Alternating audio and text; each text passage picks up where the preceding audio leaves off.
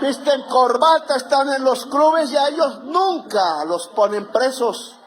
El presidente de Colombia, Gustavo Petro, volvió a cuestionar la política global sobre drogas, afirmando que sustancias como el alcohol y el tabaco causan más muertes que la cocaína y la marihuana. Nació el narcotráfico y ahora es gravísimo. Lo manejan mexicanos, brasileros, franceses, norteamericanos, croatas, turcos, colombianos indudablemente. Ya se extendió a Uruguay, Brasil, Ecuador, Chile, Argentina. Es un problema mundial que solo se arregla legalizando la droga.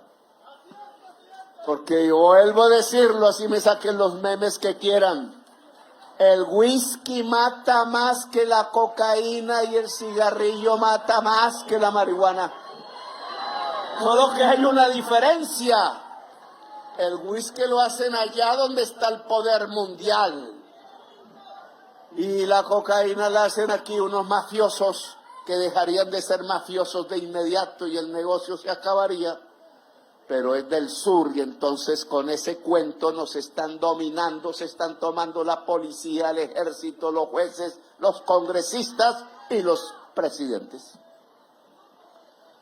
Aún es difícil de entender eso, pero lo que sí no es difícil de entender es que quienes se tienen que ir a la cárcel por una sustancia prohibida en el mundo no son los campesinos productores de hoja de coca, no son los jovencitos que por ahí están en un parque porque no tienen oportunidad, porque no tienen universidad, porque no se leen ya los libros, porque no les enseñaron a leer en una educación paupérrima para pobres, para empobrecer el espíritu de la gente del pueblo, embrutecerlo a través de las emisoras de la oligarquía. Esos no son los que deben llenar las cárceles de Colombia como hoy las llenan. Visten corbata, están en los clubes y a ellos nunca los ponen presos. ¿Cuántos oficiales? Nuestra historia se repite con los 100 años de soledad y ahora la excusa entonces es el narcotráfico. Pues yo ordené que la policía se dedique no a perseguir jóvenes en los barrios o campesinos en las veredas. Esa es una forma de excusar que muchos de sus jefes y muchos de los jefes políticos de Colombia se abrazan con los más grandes narcotraficantes de este país. No hay pueblo en el mundo, no existe ningún rincón en la tierra donde una nación se autodestruya durante tanto tiempo, por generaciones, matándose entre sí. Y aún estamos aquí. Somos grandes porque resistimos. Exorcizar la violencia y exorcizar la desigualdad, porque ambos términos van de la mano. Son sinónimos en la lengua colombiana. En el español colombiano y en los lenguajes indígenas de Colombia y aún en el lenguaje afro de Colombia y gitano y en algunos extranjeros con lenguaje latino o en inglés, como en San Andrés, que es el pueblo garífuna de negros que nunca fueron esclavos en el Caribe porque se tiraban de los barcos. En esos lenguajes todos es sinónimo de desigualdad y violencia. ¿Y dónde está entonces la desigualdad? Porque resolviéndola entonces construiríamos la paz de Colombia, el final definitivo de 100 años de soledad que vivimos y que ya van para 202 siglos de soledad, en donde los hombres hemos vivido en medio de la violencia y la mayoría de las mujeres han tenido que llorar a sus hombres, sean hijos, sean amantes, sean recuerdos del pasado que ya no están. Pues entonces yo digo aquí en Chicoral, donde empezó a Colombia a joderse, que la desigualdad está en la tierra. No hay dueño real de la tierra.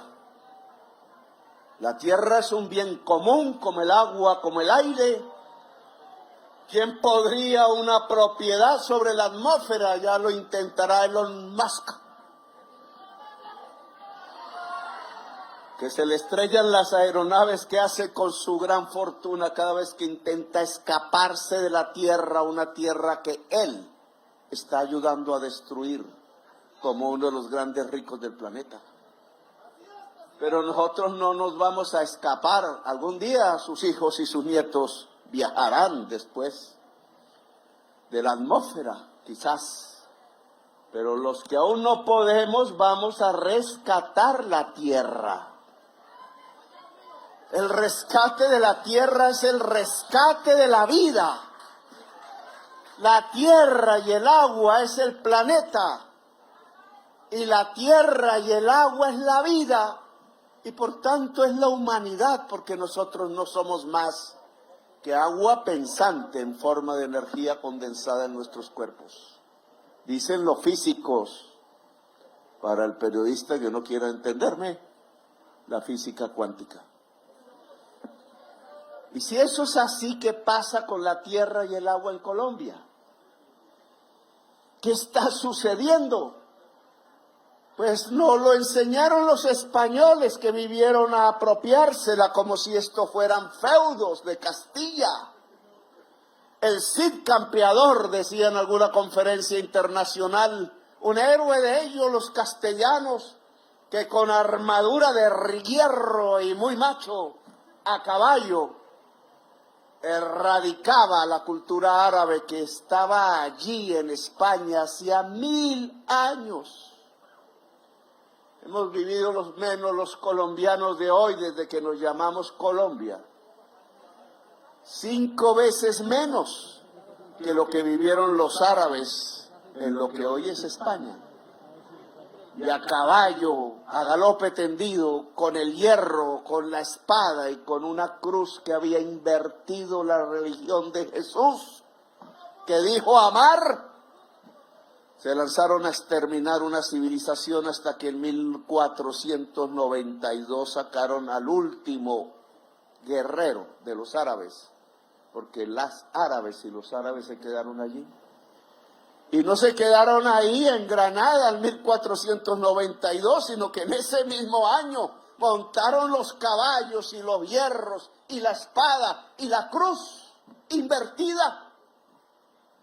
Y se lanzaron en las carabelas y los barcos a conquistar esta tierra y a volverla propiedad privada de unos señores que nunca dejaron de matar, que nunca dejaron de destruir el agua como en Bogotá, que la taparon y ahora es una ciudad sin agua, y que nunca dejaron de rezar al mismo tiempo, y de ahí salió la frase popular de que el que reza, ¿cómo es?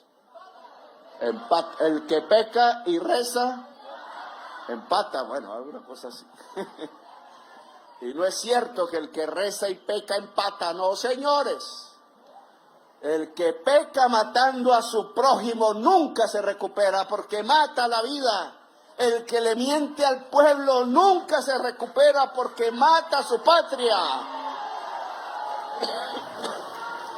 No hablo del deseo a la mujer ajena porque no me meto en esos temas.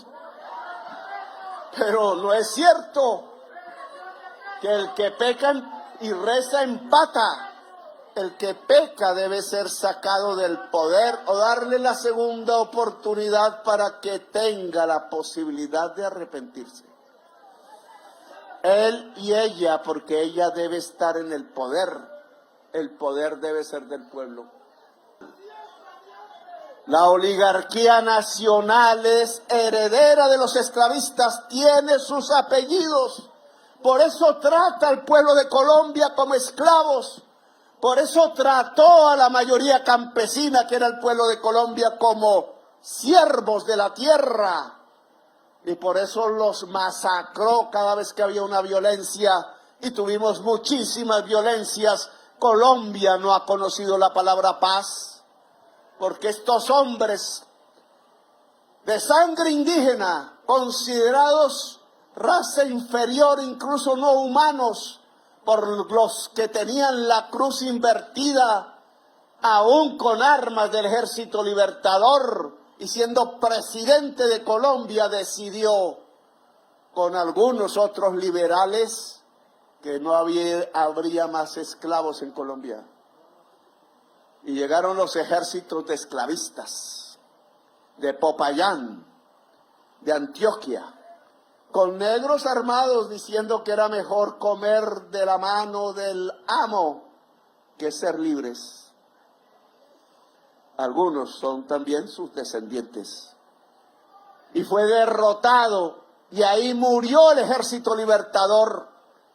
El último general del Ejército Libertador es un hombre del Tolima, de la Gran Chaparral.